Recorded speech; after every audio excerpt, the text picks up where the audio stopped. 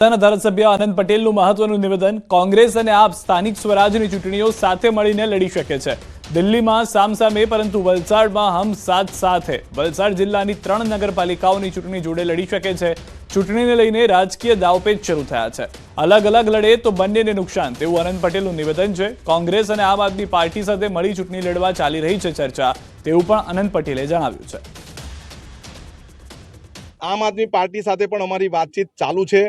અમે સાથે રહીને ચૂંટણી લડીશું કારણ કે આમ આદમી પાર્ટી અને કોંગ્રેસ વિરોધમાં લડશે, ત્રિપાંખીયો જંગ થશે તો બંનેને નુકસાન થશે। એટલે અમારા ઉપલા જે પણ નેતાઓ છે એમના દ્વારા એમની સાથે વાતચીત ચાલુ છે। રણનીતિ રહેશે કે બંને આમ આદમી પાર્ટી અને કોંગ્રેસ સાથે મળીને લડે એવી રણનીતિ રહેશે।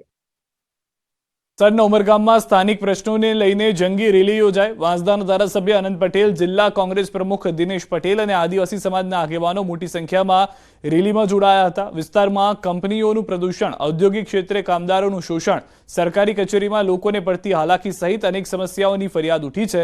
સ્થાનિકોએ આ અંગે વિભાગમાં રજૂઆત કર્યા છતાં પ્રશ્નોનું નિરાકરણ નહીં આવતા વિરોધ સ્વરૂપે રેલી યોજાઈ હતી। સ્થાનિકોએ પડતર માંગોને લઈને મામલતદારને આવેદન આપ્યું। આગામી સમયમાં સમસ્યાઓનું સમાધાન નહીં થાય ઉગ્ર આંદોલનની ચીમકી ઉચ્ચારાઈ।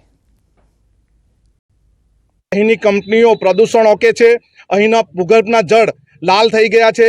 એવી જ રીતે અહીંની કંપની સ્થાનિક લોકોને રોજગારી આપતી નથી। જો અમારી વાત નહીં સાંભળશે અથવા અમારા પર થયેલા અત્યાચાર જો હવે અટકશે નહીં તો અમે ધરણા પ્રદર્શન કરીશું, અમારું આ આંદોલન ઉગ્ર કરીશું। પરમારે સ્થાનિક સ્વરાજની ચૂંટણીની જાહેરાતને આવકારી છે। જયરાજસિંહે કોંગ્રેસ નેતા અમિત ચાવડાના આક્ષેપોને લઈને પ્રહાર કર્યા। સાથે જ ભાજપ ચૂંટણી માટે તૈયાર હોવાનું નિવેદન આપ્યું। મોટાભાગની ચૂંટણી છે એ નગરપાલિકાની, એટલે થોડીક સેમી અર્બન અથવા તો ટાઉનમાં કહી શકાય એ પ્રકારની ચૂંટણીઓ છે। એટલે નગરપાલિકાની ચૂંટણીની અંદર નગરપાલિકાના પ્રશ્નો, શહેરી વિકાસના પ્રશ્નો, આ બધા જેટલા કામો છે કરવાના થતા કામો, કરેલા કામો અને બાકીના કામો, એ ત્રણેનો સુભગ સમન્વય કરી અને ફરીથી ભારતીય જનતા પાર્ટી ચૂંટણીના મેદાનમાં ઝંપલાવવાની છે। અમિત શાહ ગુજરાતની મુલાકાતે। અમિત શાહના હસ્તે અમદાવાદની વિકાસ કાર્યોની ભેટ। ડી કેબિન ખાતે LC241 અંડરપાસના લોકાર્પણ માટે પહોંચ્યા છે અમિત શાહ। એએમસી અને રેલવે વિભાગના સંયુક્ત ઉપક્રમે નિર્માણ પામ્યો છે અંડરપાસ। 13 કરોડના ખર્ચે નિર્મિત અંડરપાસનું અમિત શાહના હસ્તે લોકાર્પણ।